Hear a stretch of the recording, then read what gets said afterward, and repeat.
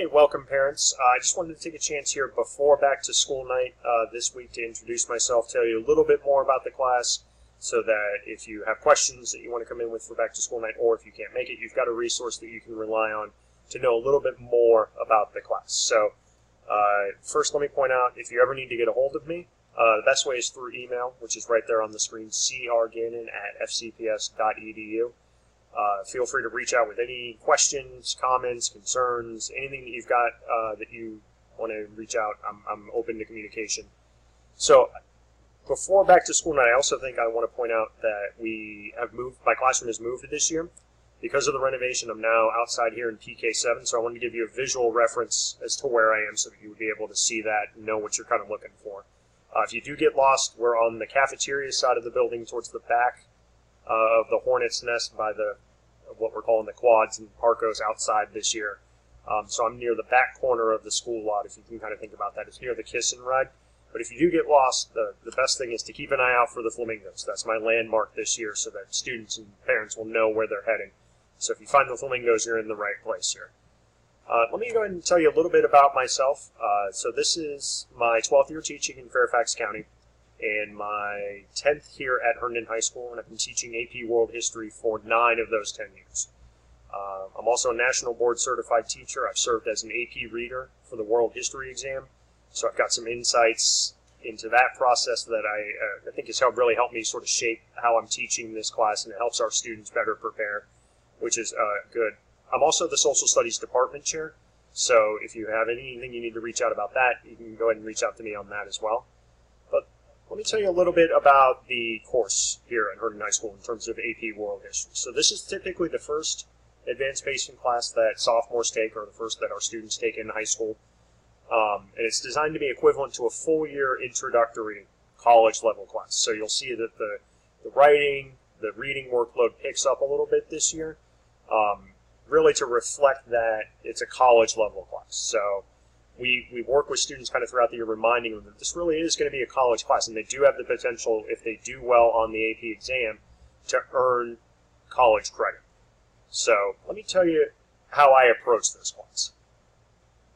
In terms of teaching methods, I tend not to lecture too much in class. Most of my lectures are doing exactly this. Your students will do exactly what you're doing now in terms of watching a flipped video.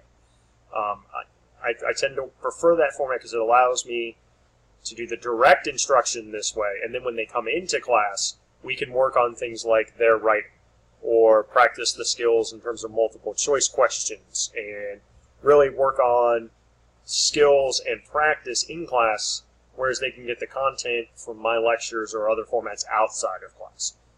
We do some lecturing in class as well. I try to mix it up so that students are exposed to a variety of learning methods. But it's very collaborative in this classroom as well. We focus a lot on teacher and student-led discussion, readings, current events. We also do some collaborative learning where students might have a debate, or we'll work on individual and group projects throughout the year as well. We do some simulations throughout the year. We'll be reenacting a feudal manor in class, for example, things like that, so that I try to make sure that each student has a way to connect with the material through one of these methods. I know not all students learn in the same way at the same pace, so as much as I can do to broaden my teaching style for your students, I hope to connect with them in that way. As far as grading for the class, you'll see here how grades are laid out. Summative assessment, which is the final assessment of learning at the end of a unit, counts as 60% of the grade. Tests 35, quizzes 25, and that's to reflect sort of the higher stakes nature of the AP exam at the end of the year. It's structured just a little bit heavier towards that side to remind students that they do have this big test coming up at the end of the year. The formative assessment, the daily check-ins of learning, making sure that students are on track, that they understand the material, what we're doing in class. The homework, note checks, readings, classwork, that's the other 40% of the grade. So you can see exactly how the grades are split out here. As far as the course design, the class is designed around these time periods, which, as you can see, are pretty evenly weighted according to the College Board for the AP exam. So I don't devote more time necessarily to a particular unit of study because it's all weighted pretty equally to present a well-rounded view of history for the students. So each time period covers roughly 20% of the curriculum. We do lump together our first 2 time periods here, so everything from the Neolithic Revolution up to 600 CE gets put together, so that's why you'll see it's 5 and 15%, so really it's the same amount of coverage as the other time periods. The other thing that I'd like to point out is that geographically, we'll also be covering the entire globe. What I mean by that is that most world history classes can turn into a Western Civ class pretty quickly. And College Board is very clear that they want sort of a well-rounded picture of history. So we will be talking equal amounts about what's happening in Western Europe, in South Asia, Oceania, Sub-Saharan Africa, Latin America, East Asia, North America. We'll be hitting all of the major areas of the globe. And I try not to focus too much on just Western history, what's happening in Europe. I think we need to present a more well-rounded view of history for our students, particularly when the skills that they're going to be asked to produce on the AP exam relate to that entire picture of history. The AP exam, I know parents sometimes are questioning what's the AP exam look like. This year is the second year of the AP redesign, so it's a little bit different than it had been in years past. If there's an older sibling that went through the class a few years ago, things have changed a little bit. I think it's in the favor of the students. In fact, the student scores tended to reflect that last year. So you'll notice in section 1, they have 55 multiple choice questions in 55 minutes, as well as 4 short answer questions, shorter writing pieces in part 1. The writing is really where the focus of the redesign went. They changed the structure in the writing. We'll be working throughout the year not only on these short answer questions, but the document-based question, the long essay question, all the skills required that the students will need to produce on the AP exam. I just want to let you know that this is a little bit different than what they've seen in the past, but I think the change is for the better. I think the students are benefiting from this, whereas before the essays were not necessarily the easiest thing to write. I think they were a little formulaic. This is a much smoother, more natural process of writing, and it really hits those skills pretty hard. Before, I don't know that students necessarily were getting the skills that they needed to achieve on the exam. This is a much better alignment, I think. If you have questions about what we're doing in class, everything will always be posted to Blackboard.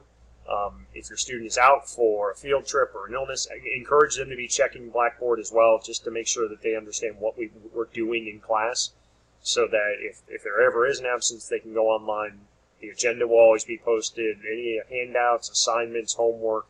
I tend to run everything through that so that they have access to that sort of on demand. For the class itself, materials, I do ask that they have a 5-subject notebook. That'll help them organize everything by unit. All of their practice writing, their note-taking, all can go in one place, and that'll really help with the organization piece. And just some place that they're going to keep handouts. Wherever that is, they can buy the 5-subject notebook that has a pocket in it. That would be perfectly fine. You'll see here the textbooks. Students were already given a hard copy of the textbook and online access. So they can log in at home, the computer, there's practice questions, there's materials on there they can play with, or they can read it hard copy. I'll give them that choice. Some parents also find it helpful to buy a Princeton review guide. The only thing I would caution with that is that make sure you're getting an updated one. If you have an older one that a sibling used, the content hasn't changed, but the new exam format, is in the new Princeton review guides. They're pretty cheap on Amazon. I'm not requiring it. I do keep a lending library of them here in the room as well, so the students can check them out as review material. I don't have enough to go around, so if some students want to buy some, that's a good place to start with the new updated version. As far as parent involvement, how you can really support your students in AP World History. One is I really encourage discussion at home. Hey, what were you talking about in history today? Or, what's going on in class that's interesting, things like that. Like I said, I'm also available by email or by phone. If you would like to sign up for the Remind text messages, this is an option that I give students as well, so that they can stay on top of what's going on in class. Typically, when big assignments, tests, quizzes are coming up, homework, things like that, it sends a text message to their phone. It's not a requirement. Some students prefer that, so I'll leave that choice up to the parents. If you want to sign up as well, though, so that you can get those same updates, so that you know what's going on in class, I really think it's helpful for parents to stay informed as to what's going on. And same with SIS. You can always log in. Everything will be updated in the grade book. within a couple of days of turning it in. My goal is everything will be done within a week, even the larger assignments. So, within 3 or 4 days of it being handed back to the student, it will be in the gradebook. But again, if you ever have any questions, please feel free to contact me, to reach out. I'm really looking forward to a great productive year with your students. My phone number is there, my email is there, so again, please feel free to contact me anytime with any questions.